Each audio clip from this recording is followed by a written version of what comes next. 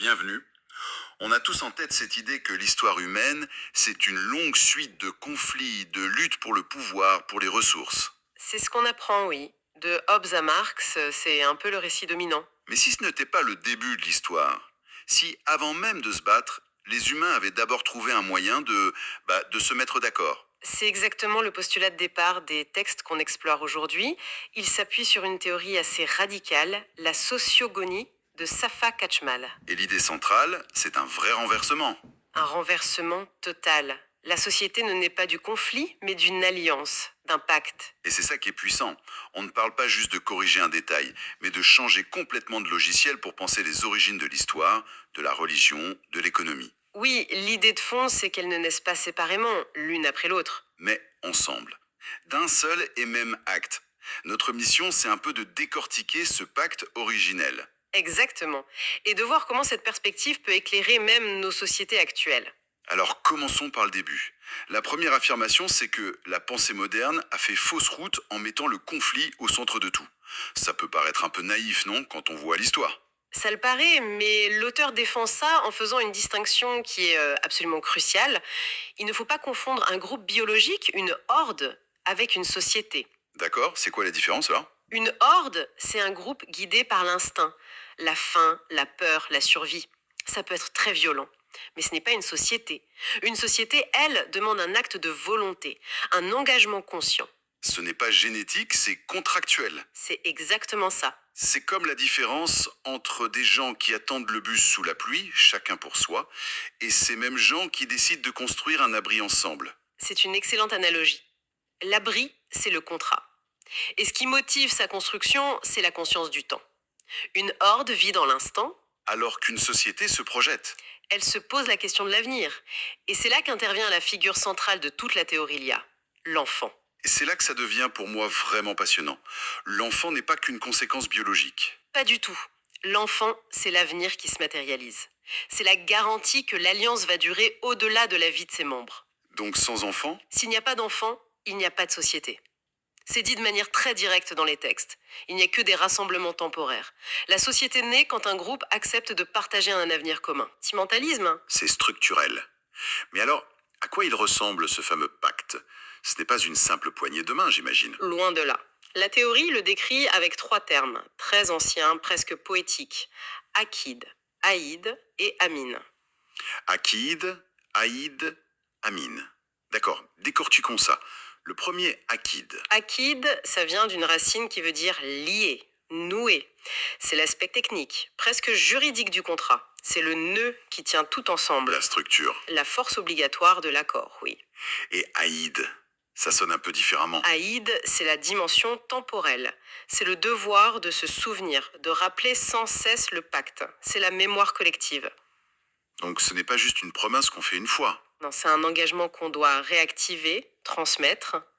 Rompre l'Aïd, c'est trahir l'histoire du groupe, c'est créer une amnésie qui le dissout. Akid, le lien. Aïd, la mémoire. Et le dernier, Amin, on le connaît tous, mais sûrement pas dans ce sens-là. Eh bien si, justement. Son usage à la fin des prières vient de sa fonction originelle. Amin, c'est le sceau de confiance. C'est ce qui sacralise l'accord. C'est plus qu'un simple oui alors. Bien plus. Quand on dit Amin, on place le pacte sous une garantie qui dépasse les individus. Il devient inviolable. C'est là que la confiance devient la pierre angulaire de toute la société. C'est fascinant. Structure, mémoire et confiance sacrée.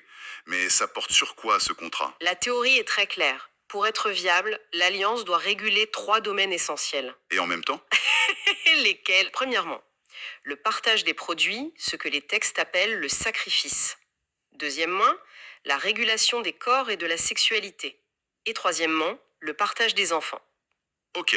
Donc en gros, pour que ça tienne, il faut gérer en même temps l'assiette, le lit et le berceau. C'est une très bonne image, oui. Commençons par l'assiette. Le sacrifice, ça fait un peu religieux, non? Et c'est là qu'il faut se méfier du sens moderne. Ici, le sacrifice, ce n'est pas d'abord une offrande à un dieu. C'est le produit du travail collectif, la chasse, la récolte, qui est mis en commun. Sacralisé pour être partagé. Exactement. Gérer la faim collectivement, c'est la première assurance vie sociale. Le sacrifice, c'est l'acte économique fondateur. Et la régulation des corps. On pense tout de suite au tabou de l'inceste? C'est ça. Mais là encore, ce n'est pas d'abord une question de morale. Les règles de mariage, les interdits, ce sont des outils politiques très puissants. Ah oui? Mhm. Ils servent à définir les frontières de l'alliance. Ceux avec qui je peux me marier font partie de mon groupe, les autres, non. C'est une technologie sociale pour organiser la lignée. Et le dernier point, le partage des enfants? Ça ne veut pas dire qu'on les met en commun, mais qu'on établit des règles claires sur qui a des droits et des devoirs envers eux. Qui protège, qui éduque, qui transmet. C'est l'organisation de l'avenir de la société. C'est ça. Sans ces trois piliers, pas de société durable. Tout ça repose sur une confiance immense. Et j'imagine que c'est là que la religion, au sens où on l'entend, entre en jeu. C'est exactement ça. Mais là encore, la réponse de la sociogonie est assez décoiffante. C'est-à-dire? La religion, ce n'est pas une superstructure, une croyance, une illusion. La religion, à l'origine, est le système d'exploitation de la société. Le système d'exploitation, hein. Oui, c'est à la fois le langage du contrat, son archive et le sceau qui le rend inviolable. C'est un renversement total de la pensée marxiste, par exemple, qui voit la religion comme une conséquence de l'économie. Précisément. Là, on nous dit que la religion est la condition de l'économie. La question n'est plus en quoi les gens croient-ils, Mais à quoi les gens se lient-ils? voilà. Sans la confiance sacralisée qu'elle instaure, aucun stockage, aucun partage durable n'est possible. La religion est le prérequis. Et le lieu physique où tout ça s'incarne, c'est le temple. Mais là aussi, il faut sans doute revoir notre image. Complètement, oubliez le lieu de prière silencieux. Le temple, à l'origine, c'est le premier centre technique et administratif de la société. C'est une machine à faire du social.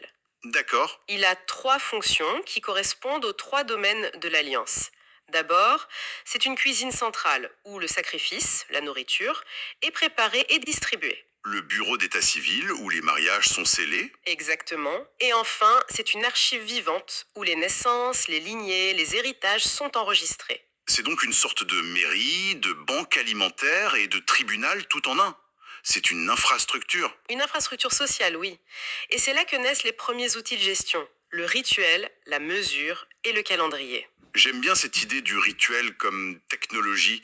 On le voit souvent comme quelque chose d'irrationnel. Alors qu'ici, il est redéfini comme un mécanisme technique de répétition. Sa fonction, c'est de réactiver l'alliance. Quand on participe à un rituel, on resigne le contrat. Attendez, ça veut dire que la balance qu'on associe au commerce serait née dans le temple pour garantir la paix sociale à l'heure du repas. C'est exactement ça. La mesure naît pour assurer un partage juste. Elle ne pèse pas que des biens, elle pèse la justice et la confiance. Et le calendrier? Ce n'est pas d'abord un outil pour observer les étoiles, c'est un outil pour synchroniser le temps de la communauté. Quand semer, quand récolter, quand célébrer les rituels. Sans ce trio technique, l'alliance se dissoudrait. Voilà, c'est l'infrastructure de la société. D'accord. On a le contrat, la religion comme système d'exploitation, le temple comme centre de traitement, mais il manque une figure. Que devient Dieu dans tout ça? La figure de Dieu est présentée comme la personnification de la volonté sociale collective. C'est-à-dire? C'est l'instance qui se place au-dessus des individus pour garantir le pacte. Ses fonctions sont sociales, pas métaphysiques. Dieu ordonne, interdit, punit les traîtres. En fait, Dieu, c'est le nom qu'on donne à l'autorité du contrat lui-même. Une autorité qui doit paraître transcendante pour être indiscutable. Ce qui voudrait dire que le péché, à l'origine, ce n'est pas une faute morale, C'est une rupture de contrat, une trahison de l'alliance, une attaque contre la société. précisément. Et cette logique s'applique aussi à l'économie. Elle ne commence pas avec le marché, mais avec le partage réglementé. Les sources font aussi une distinction fascinante entre les sociétés nomades et sédentaires. Leur contrat social n'est pas le même. C'est un point très important, oui. Leur économie et leurs valeurs sont différentes. Les nomades, comme les Acadiens, ont une économie mobilière. La richesse, c'est ce qui bouge. Les troupeaux, les métaux précieux, la richesse, pour eux, c'est 50 têtes de bétail qui se déplacent avec le clan. Alors que les sédentaires, comme les Sumériens, Eux ont une économie immobilière. La valeur est liée à ce qui est fixe. La terre, un puits, un canal d'irrigation, le temple. et ça change tout, du droit de la propriété au symbole religieux. Bien sûr, le dieu d'un peuple nomade sera un dieu du ciel, en mouvement. Celui d'un peuple sédentaire sera lié à la terre, à la fertilité d'un lieu. Et même quelque chose qui nous paraît purement technique, comme le choix de l'or et de l'argent comme monnaie. Ce n'est pas un hasard, ce n'est pas juste parce que c'est rare et pratique. Non, Non. L'or et l'argent sont la matérialisation de la confiance. Et ils sont choisis parce qu'ils sont déjà chargés d'une puissance symbolique immense. Le soleil et la lune, j'imagine. Exactement. L'or, brillant, immuable, c'est le soleil, le jour. L'argent, avec son éclat plus froid, changeant, c'est la lune, la nuit, les cycles. Donc, utiliser ces métaux, c'est... C'est ancrer la confiance économique dans l'ordre cosmique lui-même. La monnaie n'est pas une invention profane, elle hérite de ce sceau sacré. Payer avec une pièce d'argent, c'est invoquer la fiabilité de la lune pour garantir la transaction. C'est la forme ultime de la mine. C'est vertigineux. Alors, si on essaie de synthétiser tout ça, que faut-il retenir? L'idée principale, c'est vraiment ce changement de paradigme. Et si l'histoire humaine commençait par un pacte pour la vie, et non par une lutte à mort? Et de comprendre que la religion, l'économie, la société ne sont pas des sphères séparées. Elles sont nées ensemble, imbriquées, dans un seul et même acte fondateur. Un contrat global pour gérer l'avenir. Et ce qui est frappant, c'est de voir à quel point ça résonne encore.